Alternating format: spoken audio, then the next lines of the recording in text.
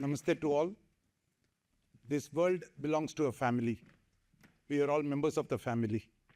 So if we are members of the family, certainly we won't like to hurt others. So we have a self-responsibility to use the waste, not to pollute. So we are a shoe factory.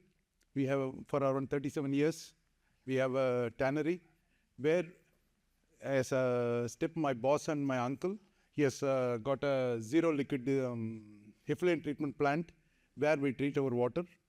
100% we reuse the water. So we have some leather processing systems, and we also based on SDG goals and agenda.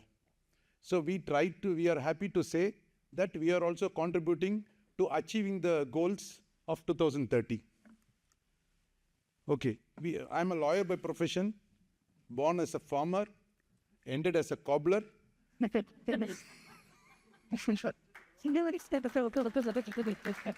So now trying to make the world more greener in handing over to the next generation. We are not educated that level to reduce the pollution or to reprocess. So we have, we'll go to the next slide and come back again. So we are having a MOU with around 5 educational institutions. One MOU is the CSIR, CLRI, where we try to make our own chemical syntons from the shaving waste. All over the world, in the developed countries, 70% of the shaving dust is being reused. Balance only goes for land refill. But in the developing countries, like India, around 60% goes to the landfill. So there is a chromium-3, everybody knows, and it changes into chrome-6, which will induce cancer. So we thought what can be done. So fortunately, we got support from our CLRI. With their help, we took the technology. We are converting into returning syntons, and we use in our own process. So for the past 1 year, all our leathers are being processed, and it complies to the RSL standards. So this is the MOU with the CLRI number 1. Then we have a MOU with VIT University. See, in our tannery, for our boilers, we don't use fossil fuel as a matter of policy. We don't use wood either. So we are trying to help the farmers to get some extra income. So we try to teach them. Okay, we have taught them to make agro waste briquettes, and we use the briquettes for boiling water and thermic fluid. So in that way, every year for a small size tannery of ours, we are saving around 480 metric tons of diesel.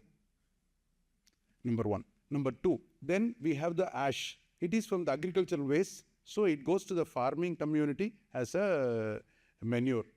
Also, with VIT, we have got into an agreement, and the patent is pending. We have developed eco-friendly dishwashing powder and eco-friendly toothpaste. But I have to be honest, not tannery is the main polluter. We are the polluters. We start our day with chemical toothpaste, and we wash all our vessels with chemicals. So if we use that, all the drains will have no oxygen. So no marine life, no fish, no frog. We are only breeding mosquitoes. So this is the 2 things we are doing. Then from our own effluent treatment plant, we are trying to convert our tannery into a ZPD, zero pollution discharge. One of our units, we have achieved that. First effluent is the water, which we reuse 100%. Then the second waste is sludge, which we send to the cement industry for co-processing. Then the third point, we have a solid residue. This solid residue, till now, we have not found any chance to reuse. But fortunately, we are processing only from wet blue to crust. So with that, for around 2 years of trying out, we have tried to convert into a returning compound. We have named it as PA Prototype WFW, wealth from waste. And this, we use 12% of our syntons in our own processing. We have got a patent for that. So we are glad that we are the only company to have a patent. So then we have another MOU with the CSIR. That CSIR is an institution in India which has 38 sub-institutions. So one of the institutions is ISRO, which sends a rocket. So with them, we have tried to make a vegan material. I will not call as vegan leather, I'm sorry, leather is divine. This is vegan sheet. And we try to make the sheet with plant-based material alone. This vegan sheet is made from sugarcane bagasse with around 40 to 45% of sugarcane bagasse balanced with agricultural waste and natural rubber. And it has also been tested with Eurofins for 95% plant-based material. So we are trying to make all the articles from that.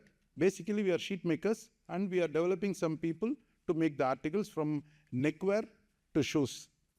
It is on the display. People can see that. Then the last innovation we are trying to make is that from the shoe factory, we have a lot of scoring dust. That is a TPR, TPU, rubber, EVA dusts are there. From this, we have developed two articles. One is a midsole, or we call runner board, where we use in our stitch-around shoes, and also an outer sole. Outer sole in the final stage of processing. This type of developments we are trying to make to reduce the pollution. So here, in the tannery, instead of talking about the sustainability controls, it is difficult to follow and all, let us try to reduce that from the evolution. So we have 35% of our power coming from windmills. And as I told you, no fossil fuel for heating and effluent water recycled. This 95% I have given because of our, in India, as I told you, there are only 3 seasons, hot, hotter, hottest.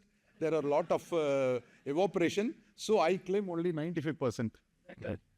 So then boiler ash repurposed, I have explained.